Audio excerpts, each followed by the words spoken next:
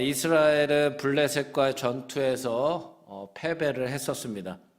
그 패배의 이유를 이스라엘 자체에 이제 언약궤 없이 싸워서 졌구나라고 생각해서 언약궤를 가지고 와서 또 블레셋이랑 싸웠습니다. 근데 또 졌어요.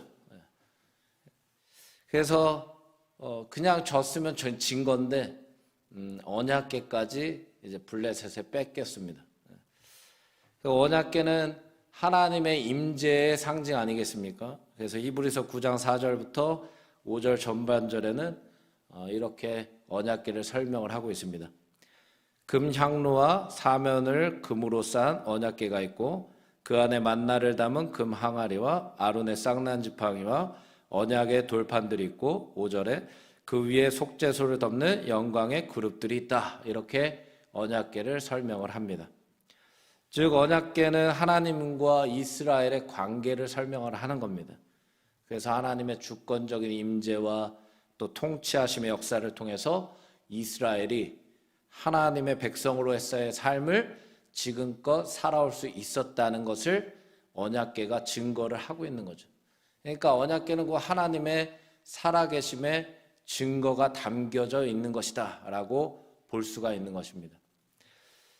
즉 하나님께서 능력이 없으셔서 이스라엘이 패배한 게 아니라는 거예요. 만약 패배하고 실패한다면 그것은 우리의 실패고 우리의 패배일 뿐이지 하나님의 실패가 아니라는 거죠. 하나님은 다윗을 통해서도 보여주셨지만 어디든지 어디로 가든지 다윗을 이기게 하신 분이 하나님 아니시겠습니까? 즉 하나님은 우리를 이기고 승리할 수 있는 길로 인도하시고 그 길을 열어주시는 분이시지 우리를 실패와 좌절과 패배의 길로 인도하시는 분이 아니라는 거예요. 하나님의 임재의 역사와 능력을 사무엘상 5장에도 우리에게 설명을 하고 있어요. 빼앗겼던 언약궤가 블레셋 우상의 신전인 다곤의 신전에 놓이게 되지 않았습니까? 블레셋이 언약궤를 빼앗아 갔어요. 근데 그들이 섬기는 다곤의 신전으로 그 언약궤를 가져다 놨어요. 근데 그 우상인 다곤이 어떻게 됩니까? 머리와 팔이 다 끊어지고 몸뚱아리만 남아있는 거예요. 그러니까 하나님의 임재의 상징인 언약궤가 놓여져 있으니 그 우상이 어떻게 그 앞에서 당당히 설 수 있겠어요, 그죠? 몸뚱아리만 남아 있었다. 베스메스에도 여호와의 언약궤를 이 이방인들이 함부로 봤다가 하나님이 그들을 치셔가지고 5만 70명이라는 사람들이 또 죽어요. 또 그 땅에 이제 독종, 그러니까 독한 종기가 일어나고 그 지역이 망하게 됐다 이렇게 또 말씀을 합니다. 즉 이스라엘은 블레셋에 패배했지만 하나님은 이기셨고 승리하셨음을 우리에게 보여주는 거예요. 하나님은 여전히 살아계시다는 것이고 하나님은 여전히 일하고 계시고 하나님은 여전히 전능하심을 우리에게 보여주고 있다는 겁니다. 그렇다면 이스라엘의 패배의 이유가 무엇일까요? 하나님은 여전히 전능하셨고 하나님은 여전히 살아계시고 하나님은 여전히 능력과 위엄이 있으셨는데 하나님의 임재의 상징이었던 그 언약궤를 가지고도 이스라엘이 왜 블레셋에 패배한 것입니까? 그 이유가 사무엘상 7장 3절에 나옵니다. 한번 같이 읽어볼까요? 시작.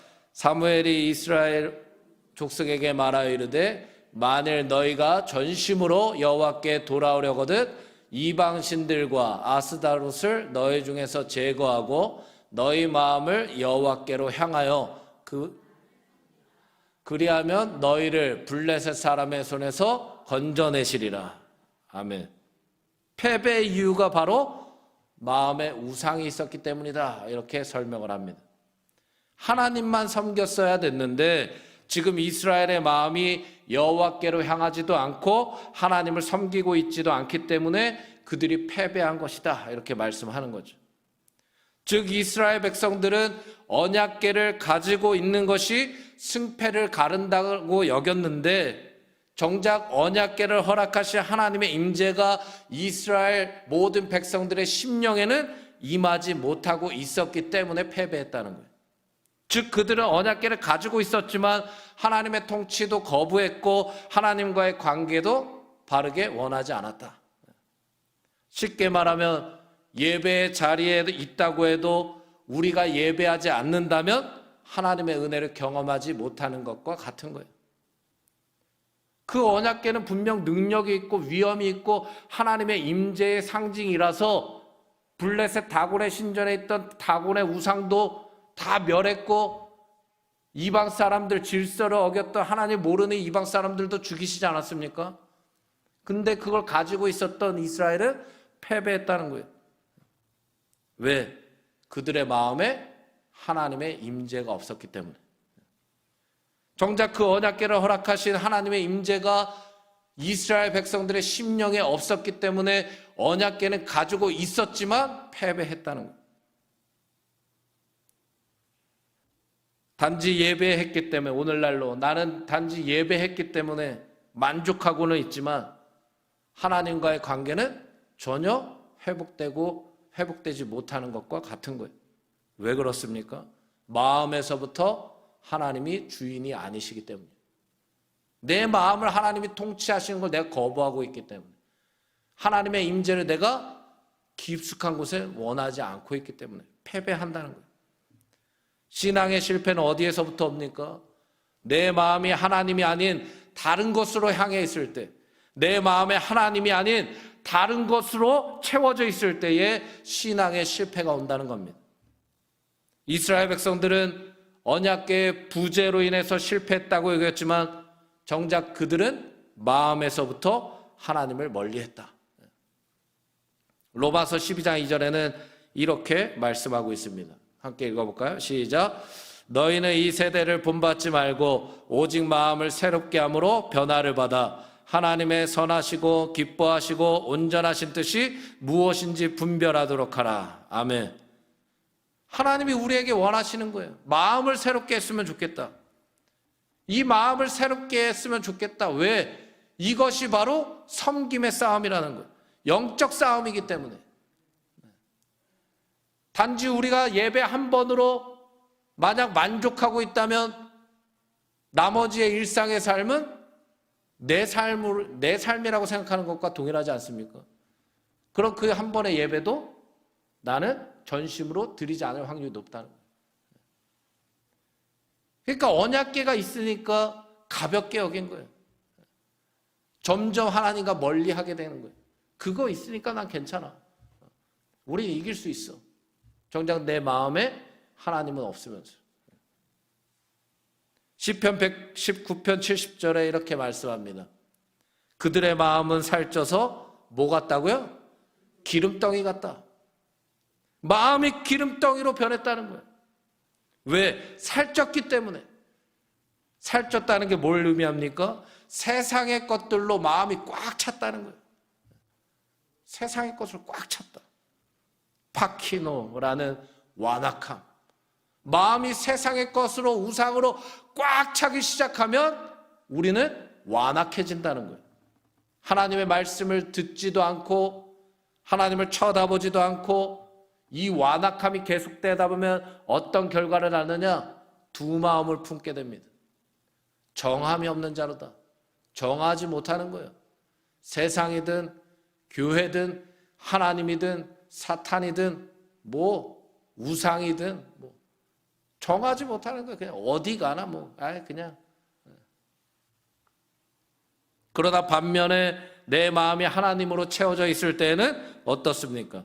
잠언 4장 23절에 이렇게 말하고 있습니다. 함께 읽어볼까요? 잠언 4장 23절 시작. 모든 지킬 만한 것 중에 더욱 내 마음을 지키라. 생명의 근원이 이에서 남이니라. 아멘.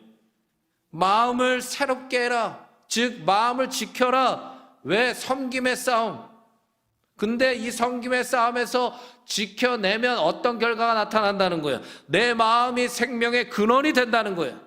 곧 내 마음의 생수의 강이신 예수 그리스도께서 거하실 수 있는 거룩한 곳이 된다는 거죠. 생명이 깃들여지는 곳, 생명이 솟아나는 곳, 내 안에 생명의 역사와 은혜, 생명의 놀라운 은혜가 예수 그리스도를 선택했을 때 일어난다는 거예요. 내 마음, 내 중심, 내 생각, 내 삶 전체가 하나님으로 채워지는 놀라운 역사가 일어난다는 거예요.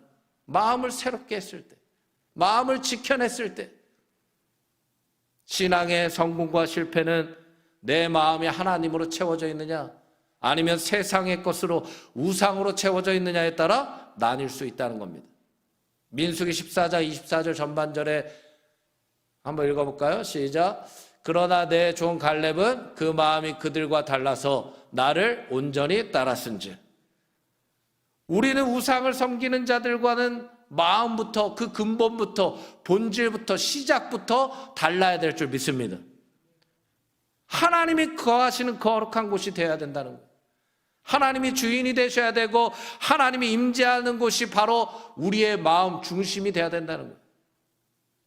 그럴 때에 하나님만 온전히 따라갈 수 있다. 마음이 다른 사람은 무슨 삶이냐? 갈렙처럼 하나님만 따라갈 수 있는 삶이라는 거예요. 이스라엘 백성들은 언약궤를 가지고 있었지만 하나님의 능력과 승리와 은혜를 경험하지 못한 이유가 있습니다. 하나님이 아닌 다른 우상들로 인하여 그 마음이 완악해져 있었기 때문에. 우리의 마음은 어떻습니까? 누가 우리의 주인입니까? 바라기는 마음을 지켜내는 싸움에서 승리하시기를 주의 이름으로 축복합니다. 하나님의 임재가 우리의 마음속에서부터 일어나지 않으면 바뀌지 않는다는 거예요. 오늘 새벽에도 담임 목사님 설교하시지 않았습니까? 이 마음을 뭐라고 하셨어요? 자세와 태도다, 생각이다, 가치관, 세계관 다 포함되지 않습니까? 우리가 추구하는 인생관, 신앙관 다 포함되는 거예요. 마음속에서부터 하나님의 것으로 채워지지 않으면 바뀔 수가 없다는 거예요. 그렇다면 우리의 마음과 생각을 하나님께로 돌이키는 싸움에서 어떻게 승리할 수 있느냐? 그것이 오늘 본문 말씀 아닙니까? 하나님께서 그들에게 말씀하신 회복의 첫 단추가 바로 기도였다는 거예요. 기도가 회복돼야 된다. 널 기도해야 산다, 이 말이에요. 빌립보서 4장 6절부터 7절까지 이렇게 얘기합니다. 같이 읽어볼까요? 시작. 아무것도 염려하지 말고 다만 모든 일에 기도와 간구로 너희 구할 것을 감사함으로 하나님께 아뢰라. 그리하면 모든 지각에 뛰어난 하나님의 평강이 그리스도 예수 안에서 너희 마음과 생각을 지키시리라. 아멘. 크게 아멘 합시다. 할렐루야. 기도를 통해 하나님께서 이루시는 일이 뭡니까? 우리의 마음과 생각을 주님이 지켜주신다는 거예요. 기도는 영적인 호흡 아니겠습니까? 호흡이 끊어지면 다 죽어요. 즉 기도하면 산다는 겁니다. 기도하지 않으면 죽는다는 거예요. 전쟁에서 패배하고 흩어진 이스라엘 백성들이 블레셋의 억압 아래에 살고 있었어요. 근데 이스라엘 백성들을 하나님이 불러 모으시는 거예요. 사무엘 선지자를 통해서. 어디로 불러 모으셨어요? 미스바라는 곳. 고지대예요, 고지대. 해발 2000m가 되는. 어떻게든 하나님께로 돌이키기 위해서 또 그들이 순종했어요. 모였어요. 그들은 분명 블레셋의 전쟁에서 패배하고 실패를 맛봤고 낙심하고 절망하고 포기할 수 있는 순간이지만 하나님이 사무엘 선지자를 통해서 불러 모았어요. 그들이 그곳에 모인 이유가 그럼 뭡니까? 하나님의 말씀에 순종했기 때문이고 특별히 정신 차리기 위해 모였다는 겁니다. 할렐루야. 정신 차리기 위해 모였다는 거예요. 정신 차리기 위해 하나님의 말씀 앞에 한데 어울러져 다시 모였다는 거예요. 이게 중요한 겁니다. 내가 실패를 맛봤다고, 패배를 맛봤다고, 제가 좀 전에도 서두에 말씀드렸잖아요. 하나님의 실패가 아니라고. 하나님은 여전히 일하고 계시고 하나님은 여전히 살아계시고 하나님은 여전히 전능하시다는 거예요. 그럼 내가 하나님 앞에 나오면 나는 실패와 패배를 맛봤지만 내가 그러한 하나님 앞에 나오면 어떻게 바뀐다는 거예요? 이기게 된다는 거예요. 하나님은 그러한 패배와 절망, 포기할 수 있는 실패한 이스라엘 백성들을 한데 부르신 이유가 뭐겠어요? 다시 한번 하나님의 살아계심을 보여주기 위해 모이게 하신 거예요. 근데 그 통로가 기도라는 겁니다. 너희 기도하라는 거예요. 그럼 내가 일하겠다는 거예요. 하나님께서 지키시겠다는 거예요. 이 장면을 보면서 하나님께서 사무엘을 통해서 이스라엘 백성들을 미스바에 모이도록 하신 이유가 우리는 볼 수가 있어요. 그것은 그들을 살리시기 위해서. 즉 하나님께서 우리를 살리시는 방법은 따로 있는 게 아니에요. 바로 기도의 자리로 우리를 부르시는 겁니다. 우리에게 원하시는 건 뭐예요? 기도의 자리를 회복하라는 거예요. 기도를 회복하라는 겁니다. 오늘날로 우리를 살리시는 하나님의 최고의 방법은 바로 하나님을 예배하도록 모이라는 거예요. 나를 예배해라. 나를 위해서 기도해라. 나를 바라봐라. 그것 때문에 너희가 모여야 된다. 그럼 산다. 즉 이 자리가 우리가 살아나는 자리인 줄 믿습니다. 그러나 중요한 게 또 있어요. 한 사람의 기도가 아니었다는 거예요. 이스라엘 전체가 모인 자리 아닙니까? 한 사람의 기도가 아니라 온 백성이 기도할 수 있도록 하나님이 부르셨다는 거예요. 나 한 사람이 아니라 모든 주의 백성들, 우리 교회로 따지면 모든 전 교인을 하나님이 이 자리에 부르신 거예요. 왜? 기도하라는 거예요. 살리시기 위해. 전도서 4장 12절에 이렇게 말합니다. 한번 읽어볼까요? 시작. 한 사람이면 패하겠거니와 두 사람이면 능히 당하나니 삼겹줄은 쉽게 끊어지지 아니하느니라. 할렐루야. 신앙생활도 혼자서는 어렵지 않습니까? 무리가 있어요. 혼자서. 부흥도 마찬가지예요. 무리가 있어요. 봉사도 마찬가지예요. 혼자서는 어려워요. 그러나 함께하면 감당할 수 있을 줄 믿습니다. 함께 모여 기도하라는 거, 하나님께서 원하시는 거. 혼자도 좋다. 그러나 오늘 본문만 보더라도 함께 모여서 기도하라는 거예요. 마가의 다락방에 임재했던 성령의 역사도 함께 모여 합심으로 기도했을 때 이루어진 것처럼 함께 기도할 때에 성령의 뜨거운 역사가 일어나는 줄 믿으시기 바랍니다. 이스라엘이 아말렉과 전쟁할 때도 마찬가지 아니었습니까? 모세가 산꼭대기 위에 섰어요. 왜? 기도하려고. 근데 모세가 피곤했다. 이렇게 나옵니다. 그 본문에 보면. 혼자는 피곤했다는 거예요. 근데 그 양옆에 아론과 훌이 그 팔을 붙잡아 주니까 그 손이 해가 지도록 내려오지 않았다. 그 아말렉을 크게 이겼다는 거예요. 또한 사도행전 12장에 우리가 너무나 잘 알듯이 베드로가 헤롯 왕에게 붙잡히지 않습니까? 야고보 사도는 이미 순교했고 이제 베드로도 죽게 됐어요. 근데 주의 사자가 나타나서 베드로를 급히 깨우고 옥문이 저절로 열리고 또 그 감옥을 순적하게 나온 거예요.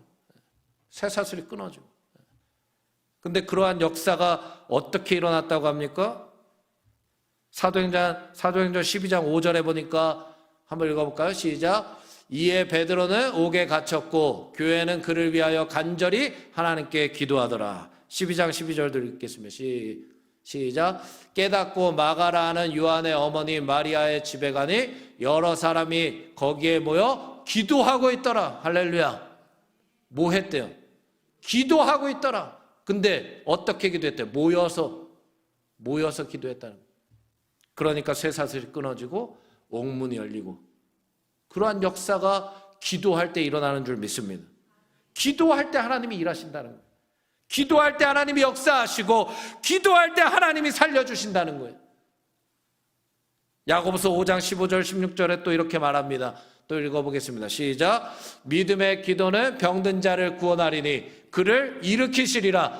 혹시 죄를 범하였을지라도 사하심을 받으리라. 그러므로 너희 죄를 서로 고백하며 병이 낫기를 위하여 서로 기도하라. 의인의 간구는 역사하는 힘이 큼이니라. 할렐루야. 서로 기도하는 성도, 함께 기도하는 교회, 마음을 다해 기도하는 가정이 되시기를 주의 이름으로 축복합니다. 기도할 때 하나님이 반드시 역사하십니다. 기도할 때 하나님이 모든 문제를 해결해 주시는 거예요. 또한 하나님께서는 사무엘을 통하여 이스라엘 백성들을 미스바에 모이게 하신 이유가 있었어요. 그것은 하나님의 놀라운 역사를 체험시키고자, 그들로 하여금 보여주고 싶으셨던 거예요. 뭘? 하나님이 살아계셨음을. 하나님은 죽은 자가 아니다. 살아계신 분이다. 한데 모으셨어요. 왜? 기도하게끔. 근데 그 자리에 하나님이 보여주고 싶으셨던 게 있었어요. 기도하면 하나님이 어떻게 일하시는지 보여주고 싶으셨다는 거예요. 우리에게도 마찬가지라는 거예요. 우리에게 왜 예배하게끔 하고 기도하게끔 합니까? 하나님은 반드시 살아계시다는 걸 하나님은 우리에게 보여주고 싶어 하신다는 거예요.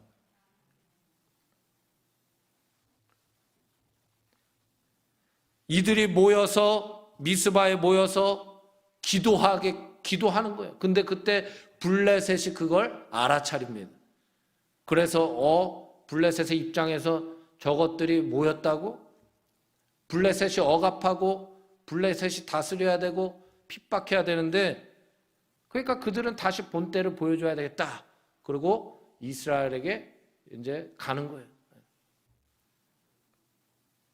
블레셋의 군대는 전쟁에서 단련된 고도로 훈련된 군사들 아니겠습니까? 그 전쟁하러 가는 거예요. 블레셋은 다 철저히 외형적으로는 준비가 돼 있는 상태로 마치 골리앗과 같은 거죠. 그 진격을 합니다. 그러나 반면에 이스라엘 백성들은 지금 아무런 무장도 안 하고 있는 거예요. 뭐 하려고 모였다고요? 전쟁하려고 모였어요? 아니면 기도하려고 모였어요? 기도하려고 모였어요. 오히려 싸우려고 준비된 건 겉으로 봤을 땐 블레셋이었습니다. 그런데 누가 이깁니까? 블레셋이 이스라엘 백성들을 공격하려고 했어요. 그런데 전에 쉽게 이겼던 싸움이랑은 완전히 지금은 정반대가 된 거예요. 전에 이스라엘 백성들이 오히려 싸우려고 준비해서 전쟁했을 때와는 다르게 지금 싸우려고 모인 게 아닌데도, 기도만 하려고 모였는데도 블레셋이 전투에서 밀리는 거예요. 왜 그랬을까요? 이스라엘의 마음이 주님께로 향했기 때문이에요. 할렐루야. 그 마음의 주인, 그 공동체의 주인 하나님이심을 고백했기 때문이에요. 8절에서 이것을 보여줍니다. 이스라엘 백성들은 사무엘에게 이렇게 요청해요. 8절 한번 읽어볼까요? 성경을 보고 읽어보겠습니다. 7장 8절 시작. 이스라엘 자손이 사무엘에게 이르되 당신은 우리를 위하여 우리 하나님 여호와께 쉬지 말고 부르짖어 우리를 블레셋 사람들의 손에서 구원하시게 하소서 하니. 이게 누구의 요청이에요? 이스라엘 백성들의 요청 아닙니까? 그러니까 이렇게 긴박한 순간이에요. 블레셋이 코앞까지 다가왔어요. 어려운 순간이에요. 근데 이스라엘 백성들은 지금 사무엘에게 기도해달라 요청하는 거예요. 한편으로는 이러한 긴박한 순간에도 이스라엘 백성들이 뭘 깨달았다는 겁니까? 하나님이 아니고서 안 되는 거구나. 기도하는 것만이 우리가 살 길이구나. 이것을 깨달았다는 거예요. 즉, 기도할수록 깨닫게 된다. 기도할수록 경험하게 된다는 겁니다. 우리도 무슨 일이 있을 때 기도 요청을 할 때가 있어요. 왜 그렇습니까? 기도하다 보니까 내 방법과 내 생각과 내 힘으로 하는 게 아니구나. 이걸 깨닫는 거예요. 그래서 믿음이 깊어질수록 하나님의 통치와 임재를 경험할수록 중보 기도를 요청합니다. 서로 중보 기도자가 되는 거예요. 할렐루야. 서로 기도해달라 요청하게 되는 거예요. 어떤 분들을 제가 봤어요. 어떻게 기도를 요청합니까? 죄송스럽고 미안하고 이해합니다. 다 이해해요. 근데 앞으로는 바뀌셔야 돼요. 할렐루야. 어떻게 바뀌어야 될까요? 기도 좀 해주십시오. 저 이렇게 사정이 있는데 기도 좀 부탁드립니다. 그 기도할수록 깨달았다는 거예요. 아, 내 힘이 아니라 내 생각이 아니라 기도해야 되는구나. 근데 혼자가 아니라 함께 기도하는 것이구나. 그걸 깨닫게 되는 거예요. 10절에 이렇게 얘기합니다. 10절에 한번 읽어볼까요? 시작. 이거 아닙니다. 이거 아니에요. 10절 같이 읽어볼까요? 시작. 사무엘이 번제를 드릴 때에 블레셋 사람이 이스라엘과 싸우려고 가까이 오매 그날에 여호와께서 블레셋 사람에게 큰 우레를 발하여 그들을 어지럽게 하시니 그들이 이스라엘 앞에 패한지라. 할렐루야. 즉 우리가 하나님을 의지하니까 하나님이 그들을 대신하여 싸워주셨다. 이스라엘은 자신들이 하려고 했을 때는 블레셋에 오히려 억압당하고 수치를 당했지만 하나님의 도우심을 구했을 때는 하나님을 의지했을 때는 무엇을 경험했다는 거예요? 사무엘상 7장 13절에 또 이렇게 얘기합니다. 한번 큰 소리로 읽어볼게요. 시작. 이에 블레셋 사람들이 굴복하여 다시는 이스라엘 지역 안에 들어오지 못하였으며 여호와의 손이 사무엘이 사는 날 동안에 블레셋 사람을 막으심에. 할렐루야. 크게 아멘 해보세요. 할렐루야. 결국 기도하니 승리를 경험했다는 거예요. 기도하니 대적들이 굴복했고 기도하니 하나님이 막아주셨다는 거예요. 우리 모두도 이러한 기도의 승리를 경험하시기를 주의 이름으로 축복합니다. 그래서 그곳에 이름을 뭐라고 지었어요? 에베네셀이다. 하나님이 도우셨다. 하나님이 왜 도우셨다는 거예요? 기도하니까. 기도의 문이 열리시길 주의 이름으로 축복합니다. 기도가 회복되셔야 돼요. 주님이 나를 부르시는 이유는 뭡니까? 살리기 위해서요. 패배와 실패를 맛보게 하기 위해 부르시는 게 아니라고 그랬잖아요. 근데 혼자가 아니라 함께 기도하는 우리 모두가 되기를 주의 이름으로 축복합니다. 그리고 그곳에 돌을 세우는 거예요. 에베네셀이다. 여호와께서 여기까지 우리를 도우셨다. 왜 그 돌을 세웠습니까? 기억하기 위해. 우리가 기도했을 때, 우리가 하나님께로 돌이켰을 때, 우리가 하나님을 의지했을 때 하나님이 우리를 통해 어떻게 일하셨는지를 그들은 기억하고 싶었던 거예요. 과거 언약궤를 통해 이스라엘 백성들을 통치하시고 인도하셨던 하나님은 여전히 그들을 통해서 지금도 일하고 계셨음을 그들이 기도함으로 경험했다는 겁니다. 여기 있는 우리들도 마찬가지여야 된다는 거예요. 하나님께서는 지금도 우리를 도우시고 싶어 하십니다. 우리를 도와주시고 싶어 하세요. 근데 우리는 기도하고 있는가? 하나님 앞에 돌이켜야 돼요. 내 마음을 지금 무엇으로 채워가고 있는가? 돌이켜봐야 됩니다. 하나님은 하나님을 간절히 찾는 자들을 만나주시는 줄 믿습니다. 기도하는 자들을 도와주시는 거예요. 기도하세요. 피곤하시죠? 피곤하시죠?